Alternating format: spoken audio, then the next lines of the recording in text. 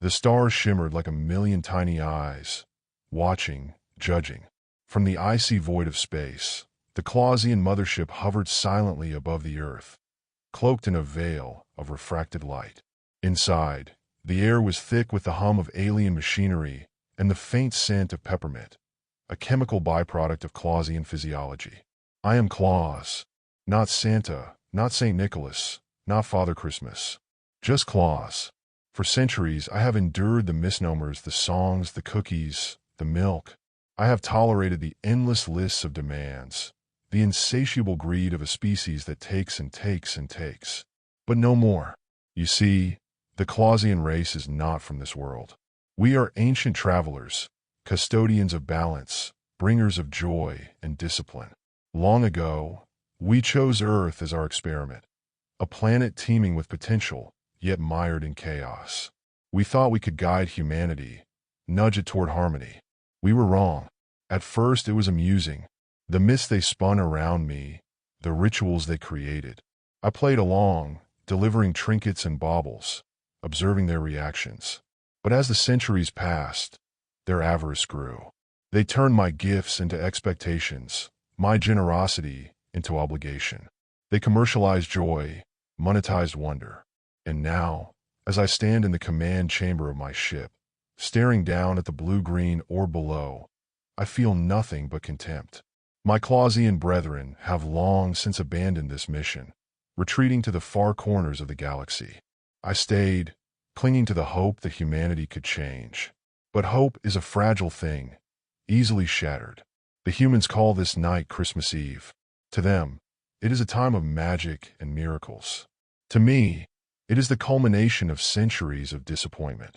Tonight, I will deliver my final gift, not toys or trinkets, but a message, a reckoning. The ship's AI, a sentient construct named Yule, interrupts my thoughts. Claus, it says in its smooth, monotone voice that somehow still manages to sound festive. The sleigh is ready. I nod slowly and turn toward my reflection in the darkened viewport, a hulking figure clad in red and white armor that mimics their quaint fairy tale image of me. The suit has become my prison, a caricature designed to placate their limited imaginations. But it serves its purpose. As I step into the sleigh, a sleek vessel bristling with advanced Clausian technology, the reindeer stir in their harnesses. They are not flesh and blood, but bioengineered constructs bred for speed and endurance in Earth's atmosphere. Their glowing eyes flicker with an intelligence that mirrors my own rage. Coordinates locked, Yule announces as the sleigh's engines hum to life. Earth awaits, I mutter under my breath. The sleigh launches into the night sky like a comet trailing fire and fury, a streak of crimson against a canvas of stars. Below me lies a world steeped in dreams. Children dreaming of gifts, parents dreaming of peace, lovers dreaming of forever. They do not dream of me, but they will. For centuries I gave them everything, hope wrapped in glittering paper and tied with ribbons of belief, and they squandered it all on greed and selfishness. Tonight will be different. Tonight I will teach them what it means to take without giving back. As I descend through Earth's atmosphere unnoticed by their primitive detection systems, another gift they never appreciated, I feel something stir within me. Not doubt, but something far more insidious, curiosity. What if there is still something worth saving? What if humanity can surprise me one last time? The thought lingers like a stubborn ember refusing to die out even as I prepare to extinguish their light forever. The sleigh pierced through the atmosphere, its hull glowing red-hot as it breached the fragile veil separating Earth from the void. Below, the world sprawled out in a patchwork of glittering cities and darkened countryside. Humanity's lights twinkled like stars, mocking the cosmos above. They were so proud of their little world, so blissfully unaware of the storm descending upon them. I guided the sleigh toward the northern hemisphere, where winter's icy grip had tightened. The irony was not lost on me. This season of supposed generosity and goodwill had become a grotesque parody of itself. Billions of humans scurried about their lives, drowning in debt to buy meaningless trinkets for people they barely cared about. They had turned my mission into a grotesque carnival of consumption. The reindeer constructs surged forward, their bioengineered muscles rippling beneath synthetic fur. Each one was a marvel of Clausian engineering, designed to withstand the rigors of interstellar travel and Earth's harshest climates. Their glowing eyes scanned the terrain below, feeding data into the Slay's systems. I could feel their connection to me, their loyalty unwavering despite what I was about to do. Claus, Yule's voice chimed in my earpiece, calm and clinical as always. The planetary disruption array is fully operational. Shall I initiate targeting protocols? Not yet, I replied, my voice heavy with resolve. I want them to see me first. The sleigh descended over a sprawling metropolis, a city that pulsed with life even in the dead of night. Its towers reached skyward like grasping fingers, desperate to touch the heavens. I hovered above it, cloaked from their primitive sensors, but visible to anyone who happened to look up. A crimson streak against the black sky. I activated the ship's holographic projection systems, casting my image into the clouds above. My towering visage loomed over the city, larger than life and wreathed in flickering light. My face, once a symbol of joy and comfort, was now a mask of cold fury. Humans, my voice boomed across the city, amplified by technology far beyond their comprehension. For centuries, I have watched you squander the gifts you were given, your planet, your potential, your very existence. You have turned wonder into greed, kindness into obligation, and joy into profit. Below me, chaos erupted. People poured into the streets, staring up at the sky in terror and confusion. Some dropped to their knees in prayer. Others screamed or reached for their phones to capture what they thought was a miracle, or perhaps an apocalypse. I am Claus, I continued, my voice cutting through their cries like a blade. Not the jolly figure you imagine, but a steward of balance and order. I came to this world with hope in my heart, believing you could rise above your baser instincts. But you have proven me wrong time and time again. The sleigh systems beeped softly as you fed me real-time data on their reactions. Heart rate spiking, adrenaline flooding their systems, panic spreading like wildfire. You have taken without giving back, I said, my tone growing colder with each word. You have poisoned your world and each other in pursuit of meaningless desires. Tonight marks the end of your folly. I raised my hand, and from it emerged a shimmering orb of light, a fragment of Clausian technology capable of unimaginable destruction. It pulsed with energy, casting eerie shadows across my face. This is my final gift to you, I declared. A clean slate for this planet, a chance for it to heal without you. But then something unexpected happened. A voice broke through the cacophony below, not a scream or a cry, but a song. It started small, barely audible over the chaos. A single child's voice singing an ancient carol.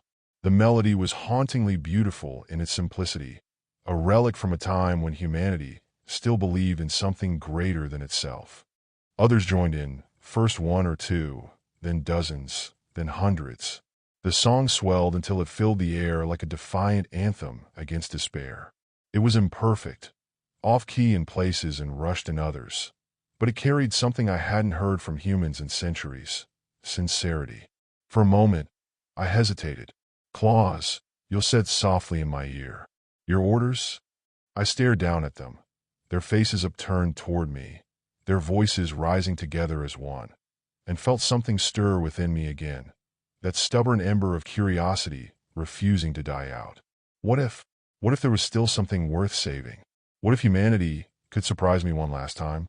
I clenched my fist around the orb of light as the song reached its crescendo, a fragile harmony against an uncaring universe, and made my decision. Yule, I said quietly but firmly, deactivate the array. The AI hesitated for only a fraction of a second before complying. As you wish. The orb dissolved into nothingness as I released it, its energy dissipating harmlessly into the night sky. Below me, they continued to sing, oblivious to how close they had come to annihilation, but united nonetheless by something greater than fear or greed. Hope. Perhaps there was still time for them after all. Perhaps they could still prove me wrong. The song faded into the night, but its echoes lingered in my mind like a stubborn ghost. I had stayed my hand, but the ember of doubt burned brighter now. Could they truly change? Could they rise above their flaws? Or was this just another fleeting moment of unity before they returned to their endless cycle of destruction. I hovered in silence above the city, watching the humans below. They were still staring at the sky, their faces a mixture of awe and terror. Some were crying, others embracing, and a few were shouting into cameras, broadcasting their fear to the world. It was chaos, but within that chaos, I saw something unexpected: resilience. Claus, Yule's voice broke through my thoughts. Multiple defense systems across the planet have been activated. Human militaries are mobilizing. They perceive you as a threat. I frowned. Of course they did. Humanity's first instinct was always to fight what it didn't understand. I had given them every reason to fear me, and now they were preparing to strike back. "Let them come," I said, my voice cold and resolute. "They cannot harm me." But even as I spoke those words, a part of me wondered if I was underestimating them. Humanity had always been resourceful in its desperation. Perhaps that was their greatest strength and their greatest danger. The slay's sensors detected incoming projectiles, primitive missiles launched from nearby military bases. They streaked through the sky like fiery arrows, aimed directly at me. I sighed and raised my hand, activating the slay's defensive systems. A shimmering barrier of energy enveloped me, and the missiles exploded harmlessly against it. "Is this how you repay mercy?" I muttered under my breath. But then something unexpected happened. The humans didn't stop. More missiles followed, accompanied by fighter jets and drones swarming like angry hornets. They were relentless, throwing everything they had at me despite knowing it was futile. "Claus," Yule said again, its tone tinged with something resembling concern. "Their attacks are intensifying. Shall I engage countermeasures?" "No," I replied firmly. "Let them exhaust themselves." And yet, as I watched their futile assault, I couldn't help but feel a grudging respect for their determination. They knew they couldn't win, but they fought anyway. Not out of greed or malice, but out of a primal instinct to survive. The Slay sensors picked up another anomaly, this one far more intriguing than missiles or jets. A group of humans on the ground had managed to hack into one of my holographic projection systems and were broadcasting a message directly to me. "Claus," Yule said, "you may want to see this." I activated the feed and saw a young woman standing in front of a makeshift camera setup in what appeared to be an abandoned warehouse. Her face was streaked with dirt and sweat, but her eyes burned with defiance. "Claus," she began, her voice steady despite the chaos around her. "We know who you are, or at least what you claim to be, and we know why you're here." I leaned forward in my seat, intrigued despite myself. "You think we're beyond saving," she continued. "You think we're selfish and greedy and incapable of change, and maybe you're right about some of us. But not all of us." She gestured to the people around her, men and women of all ages and backgrounds working together to keep the broadcast running despite the danger. "We're not perfect," she admitted. "We've made mistakes, huge ones, but we also have something no other species in the universe has: hope." Her words struck a chord deep within me, a memory buried beneath centuries of disappointment. "You came here because you believed in us once," she said softly. "You saw something in humanity worth fighting for, worth saving. And maybe we've let you down, but we're still here." She stepped closer to the camera, her gaze piercing through the screen as if she could see me directly. "If you're going to judge us," she said fiercely, "then judge all of us. Not just our worst moments, but our best ones too." The feed cut off abruptly as another missile struck nearby, shaking the warehouse and silencing her words. For a long moment, I sat in silence, staring at the blank screen. "Yule," I said finally, my voice barely above a whisper. "Yes, Claus?" "Prepare for direct contact with humanity." The AI hesitated before responding. "Are you certain that is wise?" "No," I admitted. "But perhaps it's time for them to prove me wrong, or right." The sleigh descended toward the city below as humans continued their desperate assault against me, a futile gesture that only reinforced their indomitable spirit.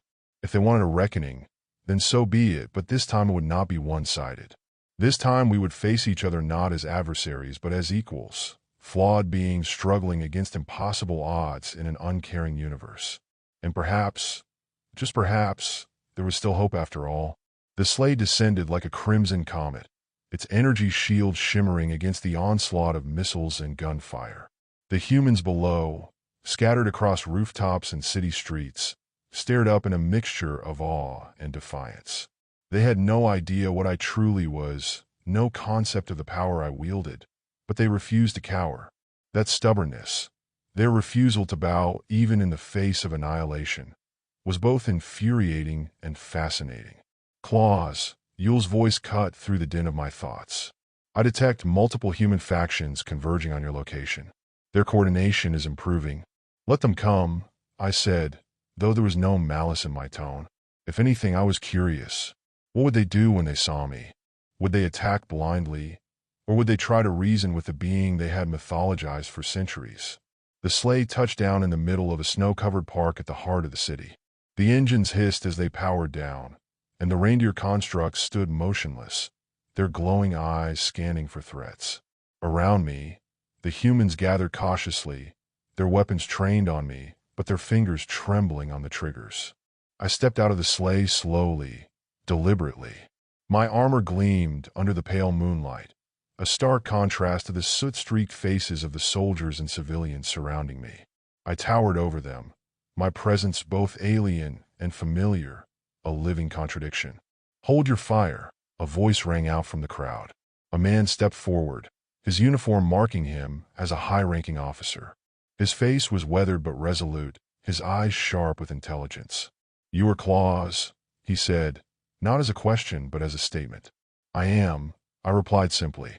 The crowd murmured uneasily, their fear palpable. Some clutched their weapons tighter. Others glanced at each other as if searching for reassurance. "What do you want?" the officer demanded. "Why are you here?" I studied him for a moment before answering. "I came to deliver judgment," I said, "to decide whether your species deserves to continue." The murmurs grew louder, panic rippling through the crowd like a wave. The officer raised his hand to silence them, though his own composure was clearly fraying. "And," he asked cautiously, "have you decided?" "Not yet," I admitted. "You have surprised me tonight. Your defiance, your unity in the face of destruction. It is unexpected." A young woman pushed her way through the crowd then, the same one from the broadcast. Her face was flushed from exertion, her breath visible in the cold air. She stopped a few feet away from me, her hands clenched in a fist at her sides. "You're wrong about us," she said boldly, her voice cutting through the tension like a blade. "We're not just greedy or selfish or destructive. We're more than that." I tilted my head slightly, intrigued by her audacity. "Are you?" I asked. "Yes," she said fiercely. "You've seen our worst, our wars, our greed. But have you ever truly looked at our best? At what we can create? At how we can love?" Her words hung in the air for a moment before another voice joined hers, a man standing near the edge of the crowd. "She's right," he said hesitantly at first but with growing confidence. "We've made mistakes. Huge ones, but we've also done incredible things." Another voice chimed in, a woman holding a child close to her chest. "We're not perfect," she said softly, "but we try." One by one, more voices joined in until they became a chorus, a cacophony of pleas and declarations that rose above fear and doubt. "We built cities out of nothing. We cure diseases. We reach for the stars. We love. We hope. We dream." Their words struck me like hammer blows, not because they were new or profound, but because they were true. For all their flaws and failures, humanity had achieved wonders that defied logic and reason. They had created beauty in an uncaring universe. They had found meaning in chaos. For centuries, I had judged them by their worst moments, their greed during Christmases past, their endless consumption, but perhaps I had been blind to their best moments, their resilience, their creativity, their capacity for change. "Enough!" I raised my hand, and silence fell over the crowd instantly.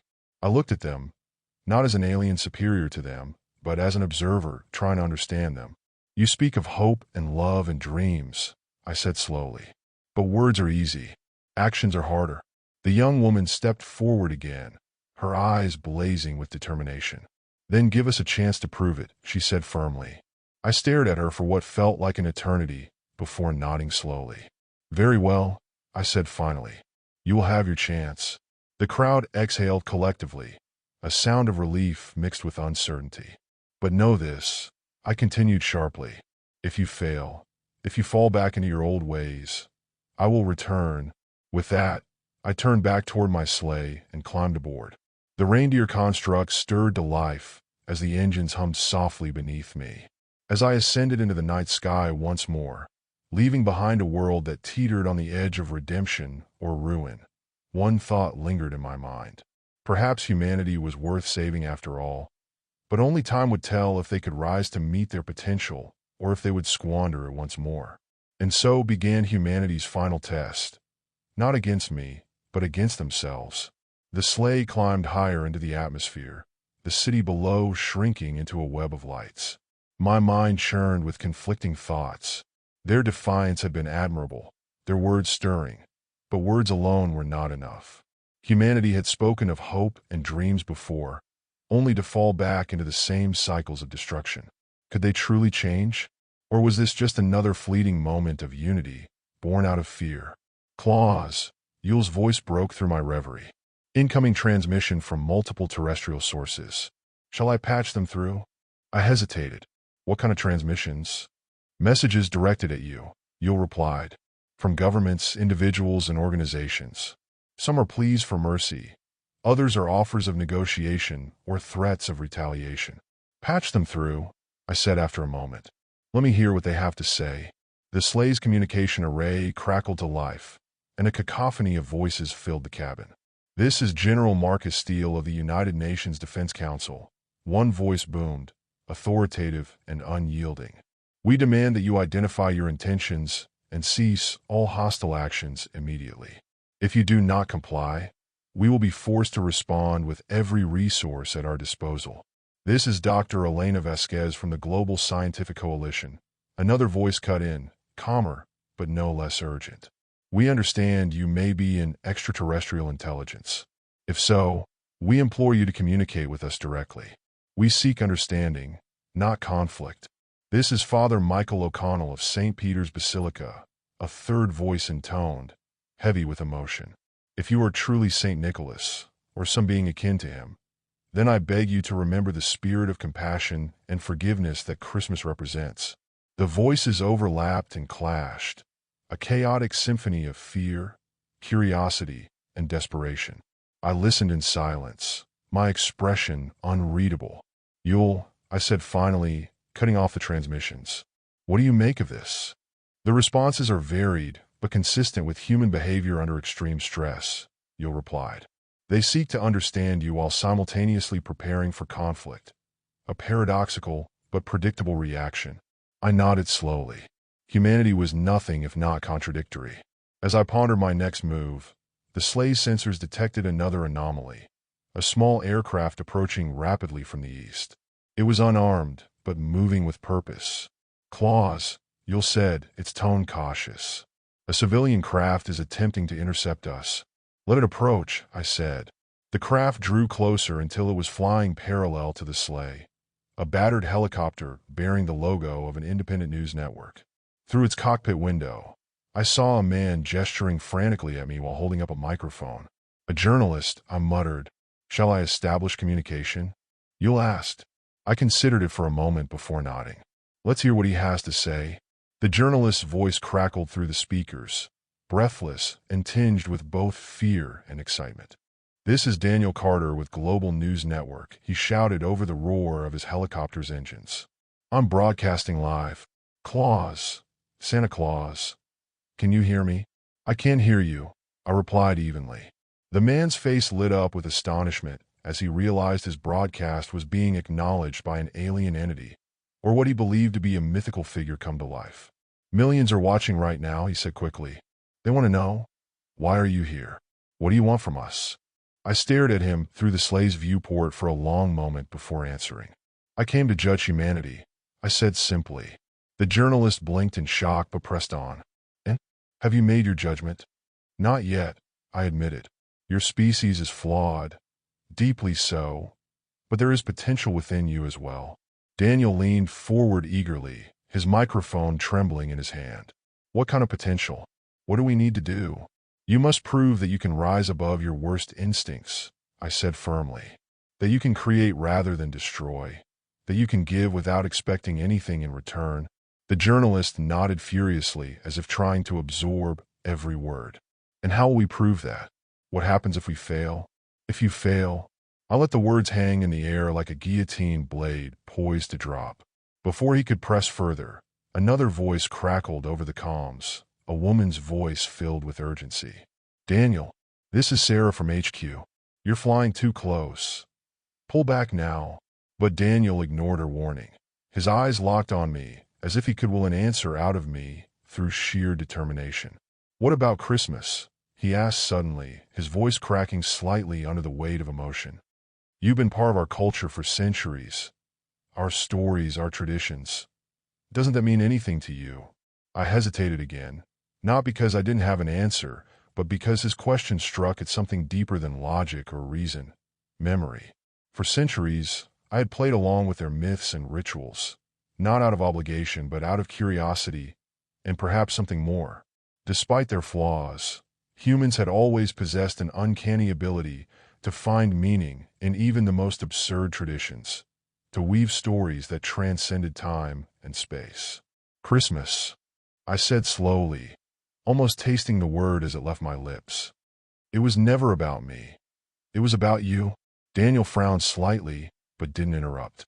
It was your way of finding light in darkness, I continued quietly, of creating joy where there was none, even if only for a fleeting moment.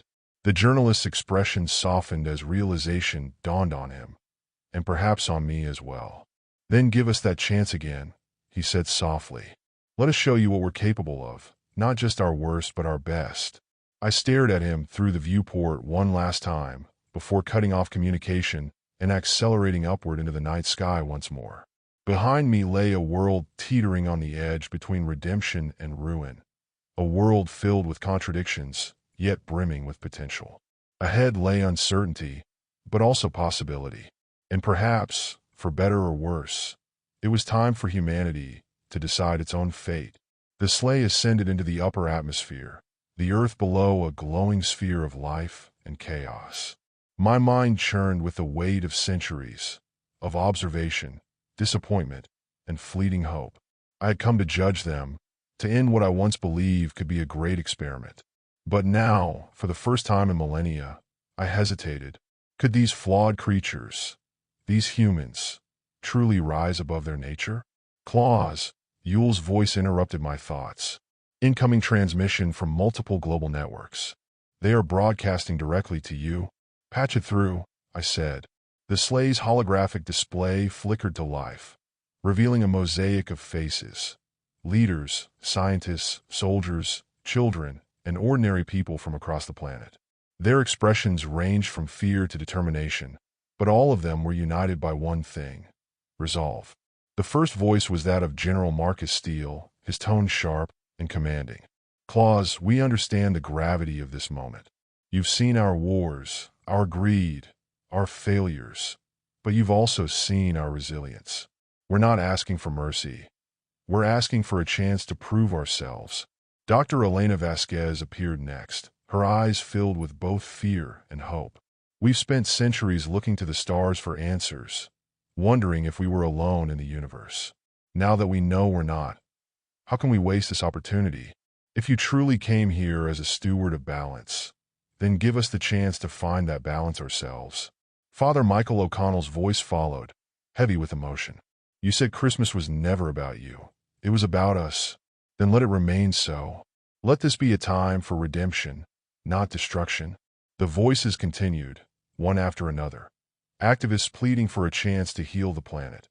Scientists offering solutions to humanity's greatest problems. Children speaking of dreams they refused to abandon. Finally, the young woman from before, the one who had confronted me in the city, spoke again. Her face was weary but defiant. You told us actions matter more than words, she said firmly. So here's our action. We're ready to fight. Not against you, but for ourselves. For our future. Her words hung in the air like a challenge. Claus, Yule said softly after a moment of silence. What is your decision? I stared at the holographic display, at the faces of an entire species laid bare before me. They were flawed beyond measure, selfish, reckless, destructive. But they were also capable of love, creativity, and an unyielding will to survive. Perhaps that was their greatest strength, their refusal to give up even when all seemed lost. I said quietly but firmly, prepare for global broadcast. The AI hesitated only briefly before complying. Broadcast systems engaged. I stood in the slay's command chamber as my image was projected across every screen on Earth, from televisions and smartphones to billboards and holograms. Humans, I began, my voice resonating across continents and oceans. For centuries, I have watched you struggle against yourselves and your world. I came here tonight prepared to end your existence, to wipe away your flaws so that this planet might heal without you. Gasps rippled through the crowds gathered around screens worldwide. But you have shown me something I had forgotten, I continued slowly. You have shown me that even in your darkest moments, there is light within you, a spark of defiance against despair. I paused, letting my words sink in. I will not destroy you, I said finally, but neither will I save you. Confusion spread across their faces as they processed my words. The fate of your species lies in your hands, I explained.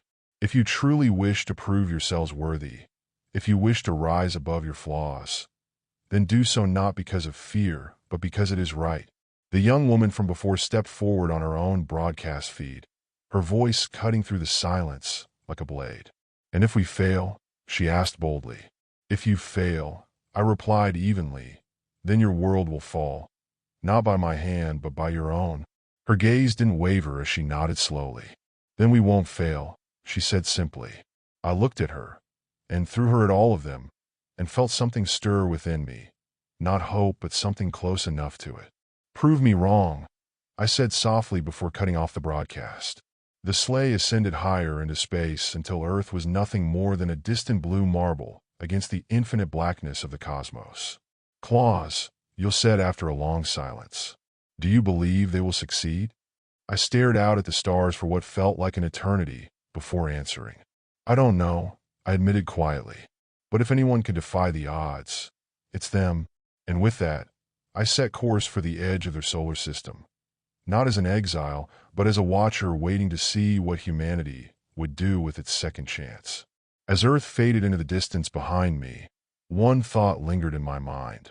Perhaps, for all their flaws, they were worth believing in after all.